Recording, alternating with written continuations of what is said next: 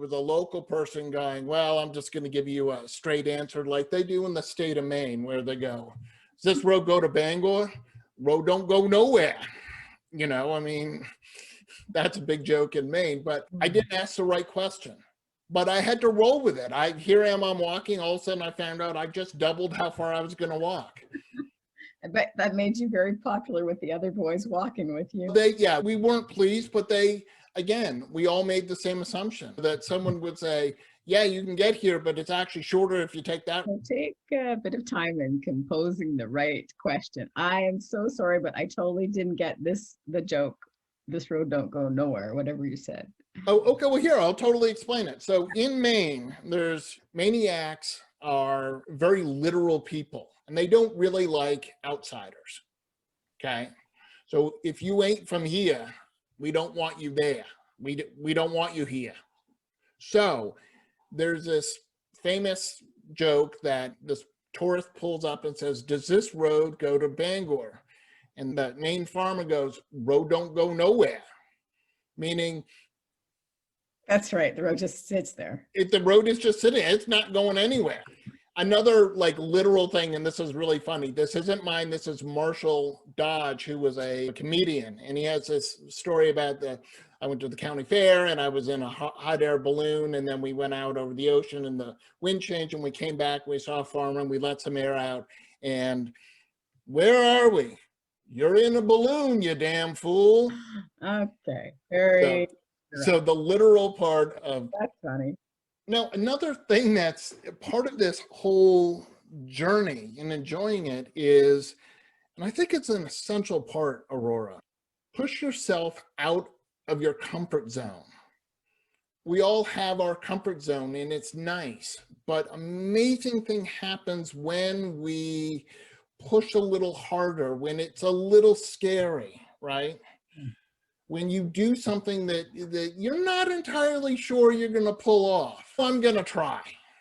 Yeah, but then your heart is pounding and you're all excited because it's fun. It's not boring. And the best things happen when you're pushing yourself. I did an Outward Bound experience, and I don't know, do you know what Outward Bound is? It's an outdoor school. Why don't you just explain a little bit? So Outward Bound is it's an outdoor school, and the idea is you're doing, you may be hiking. I happen to be in pulling boats, which sort of sail, but not very well. And they have big oars, and it's like a Viking, kind of like a Viking ship.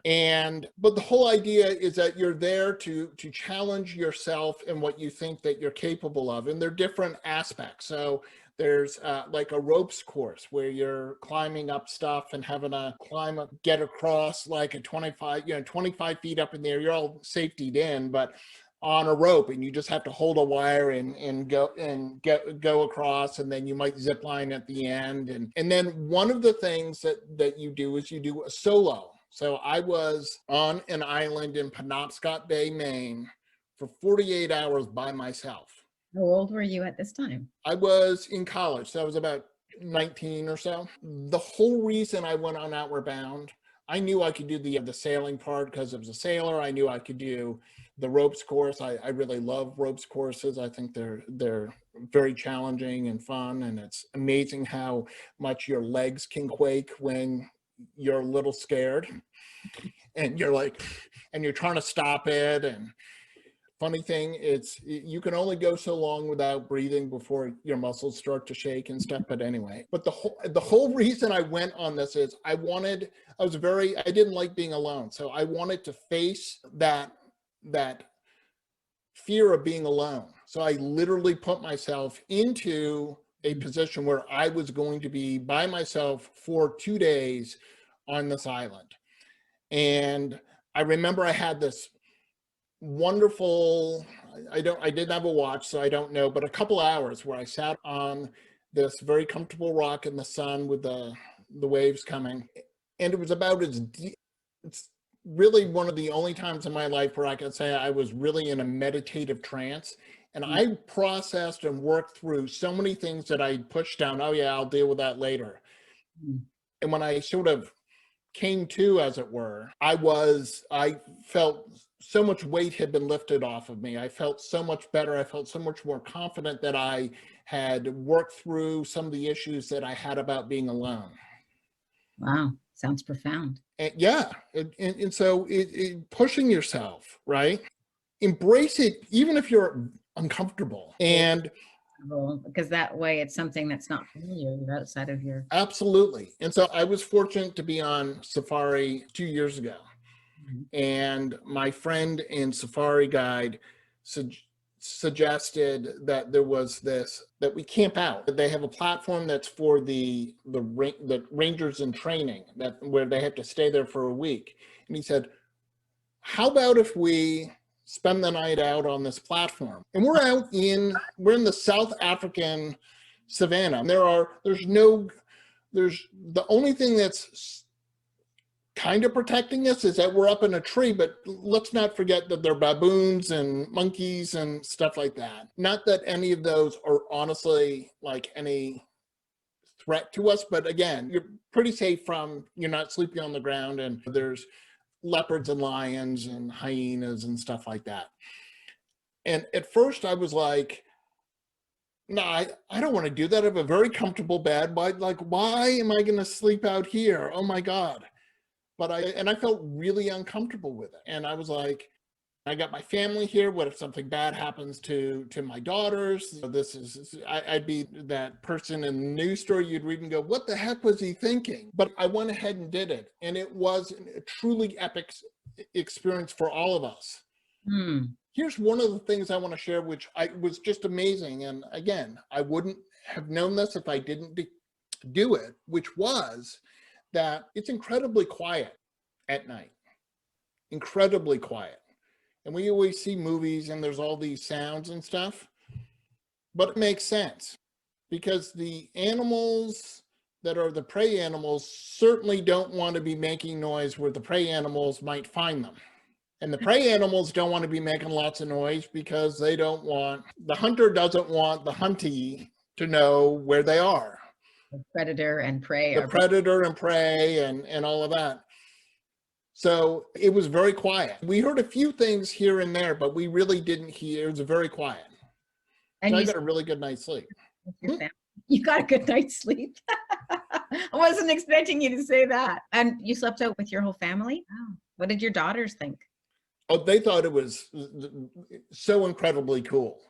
They were all for it. I was, I guess, perhaps the dad who starts to go, oh my God, all the bad things that could happen and stuff, right? Yeah, you're being the protective dad. But again, it was more pushing me out of my comfort zone. That wasn't, I was all about the luxury. I didn't come all this way to go camping, but I had a great time.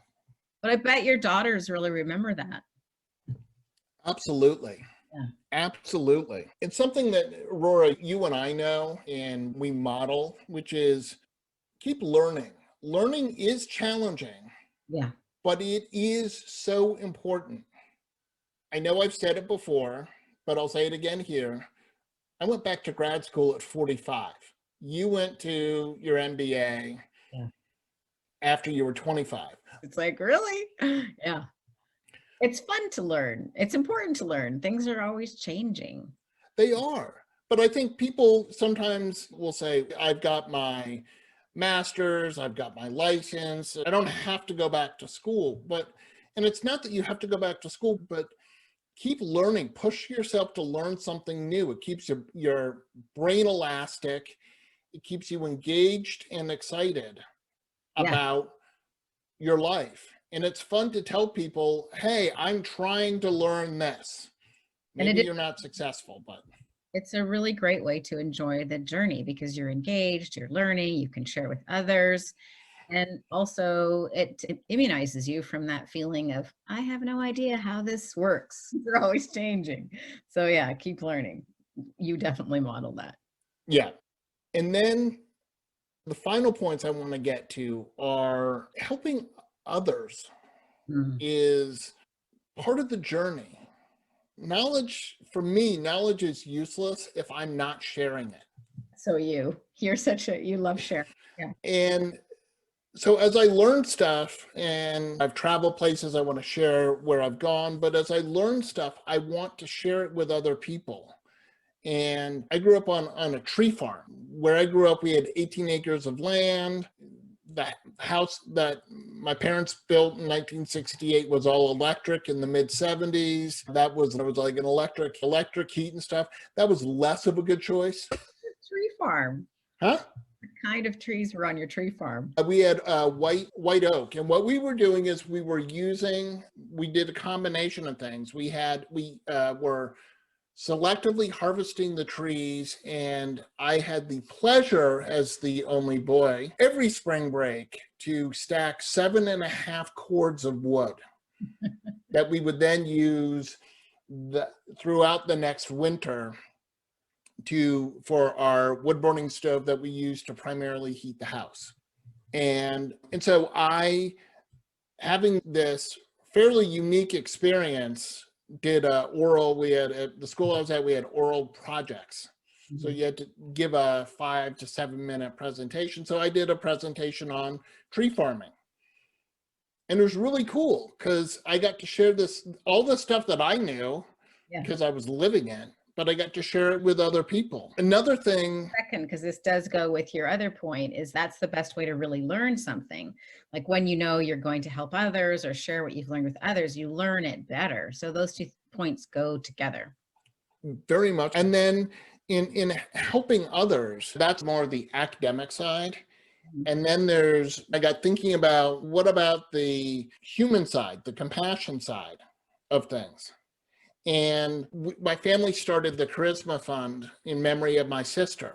And for the last 23 years, we've done unbelievably fun things in her memory to not only help our grief journey, but to help other people through our grief journey. Right now I'm reading applications there's a scholarship that we give to a graduating attorney from the law school my sister was at, who's going into public service. So I'm right in the middle of reading the application essays for this prize. And it's really incredibly rewarding to share and help other people. And we help different organizations around the world do super cool things. Not only do we have the scholarship at the law school, we've funded money. I talked about it just in the last week about the Zach Sobiak Osteosarcoma Fund, and we gave a gift there. We've funded outdoor schools here in Northern California that bring children from inner city places, and they've never seen the beach or the woods or anything, and they get to go out and have 5 days and learn about be in nature and see redwoods and the trees and the tide pools and all of that. And that's super cool. So rewarding to get reports about how that's working. To alchemize the grief of Lucy's death and turn it into something amazing and magical. Right. And it's so helpful to help others, right? You feel good to help others, share that knowledge and share resources and help the more human side. And there's actually data. I was just reading the book Lost Connections, and there's data backing up that the fastest way to become happier yourself is to help others. So it's really great way to enjoy the journey. Helping others is not just for the others, it also is helpful for your own sense of well-being and flourishing. What else do you want to add about tips for ways to enjoy the journey? We've covered so much. Is there anything? I'm on fire here. Don't forget to smile. Don't forget to smile. Especially when it gets really hard. There's one of my favorite Peloton instructors, when she's doing something that she knows is really hard. You're doing a really hard hill climb or a sprint or something, and then she'll be like, don't forget to smile. Yeah. And it's amazing how just that little act, moving those muscles, changes your whole outlook on what's going on. Even if inside you're saying not so nice things about your instructor, perhaps thinking that they're one of Satan's minions and stuff like that. But when you smile, it's great. Yeah. And a smile is a great thing to share with other people in this time of pandemic. We all have masks on, so you can't, even if I'm smiling at people, they can't see that I'm smiling at them. Oh, I don't know. You have such a big energy. I can see the twinkle in the corner of your eyes. Well, that's because you know me and that crinkle. But yes, I think smile along the journey. Yeah. Yeah. Oh, these are such great points, Andrew. It's awesome. So enjoy the journey. So what we've heard, just to recap, is number 1 point, pay attention to what is around you now. Second point is really share your progress with others. You can go to epicbeginsnow.com and do that. Detours are part of the journey, and see how you can enjoy those detours. And then next, push yourself out of your comfort zone. And then the final point about enjoying the journey is helping others with Yeah. smile. I absolutely love it. I'm going to give you the last word in just a moment, but for the benefit of the listeners, go to epicbegins.com for some gifts. Of course, you want to read Xander's book, Epic Begins with One Step Forward, and why not read it with a friend or family member and support each other on your own epic journey. I've got some gifts for you as well. You can go to aurorawinter.com and click on the gifts and get some gifts as well. So what would you like to summarize this whole training, mini training about how to enjoy the journey with today, Xander? I think I can sum it up in these 4 words. Epic choices, epic life. Absolutely.